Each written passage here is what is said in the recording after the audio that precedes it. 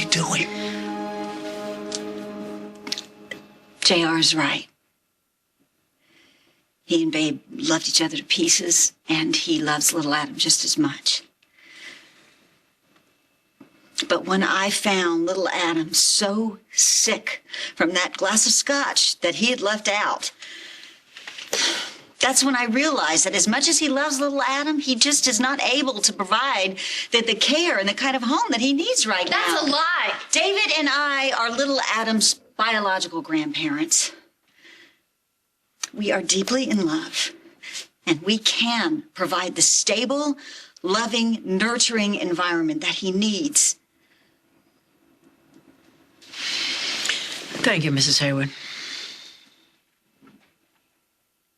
Although the court has already heard your thoughts, is there anything you'd like to add, Dr. Hayward? Yes, Your Honor.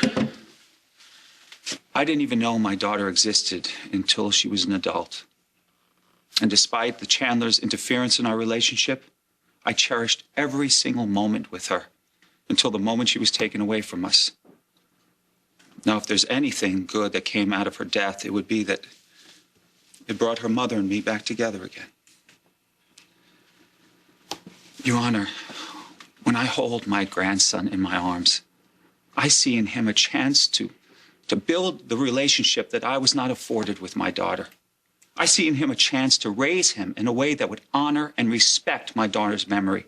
Mr. Chandler has stated that it was his wife's dying request that he raise his son. Well, unfortunately, that's a conversation we only have JR's word for. What? I would never lie about Babe's dying wish. You've already shown that you would do anything to hold on to your son, even run with him. Gentlemen, Why should we please, believe let's you keep now? a civil tongue. Your Honor, David wasn't part of most of Babe's adult life. And the reason why is because she didn't want anything to do with him. You remember that? Thanksgiving? She said he was the worst thing that had ever happened to her. That she was sick and tired of him hurting the people that she loves. Remember what she said next? She wished that you disappeared forever. That she wished that you disappeared forever. That was your daughter's words. Did I leave anything out?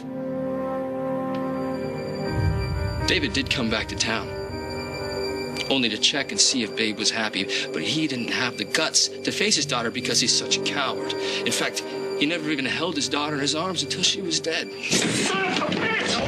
I'm telling you, shut up! Look at you. I understand that emotions run high in cases such as this, but let's try to maintain some decorum.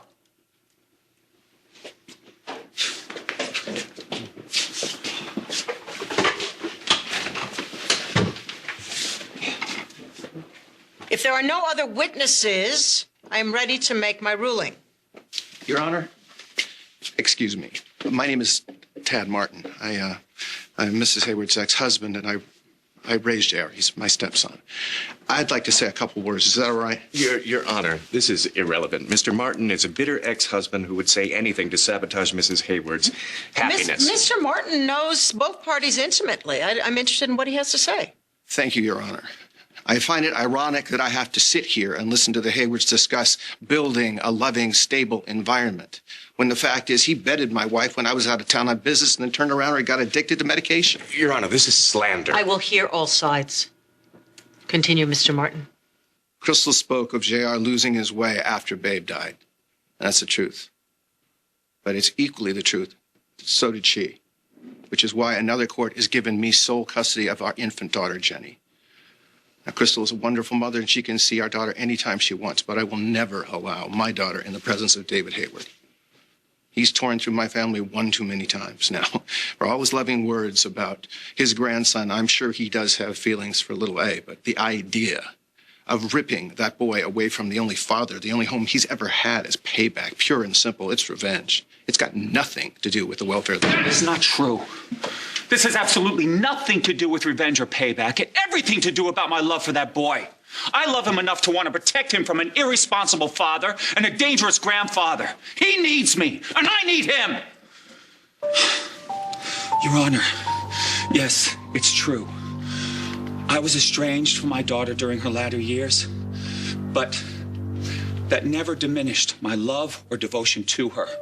which is exactly why I want to honor her memory by giving her beloved son the home he needs, the home he deserves, a safe place with two loving parents, which is something he's not even close to having now. Your Honor, my wife and I, we want to give him a safe, healthy environment where he can thrive. And that is exactly what my daughter would have wanted. But we cannot do that unless this court awards us, my wife and I, with the privilege of raising and loving our grandson. It's very clear from all I've heard and seen today that both parties are very passionate about this child. It's typical in this sort of case for custody to go to the father. While I have no doubt that Mr. Chandler loves his son deeply, he has committed a number of violations and, given his current issues, may not provide the most stable of homes. At the same time, Dr. and Mrs. Hayward are settling into a relatively new marriage and seem to have their own custody issues on another front. At present, young Adam is in an excellent home. I hereby recommend that the child remain in that home until such time as permanent custody can be determined.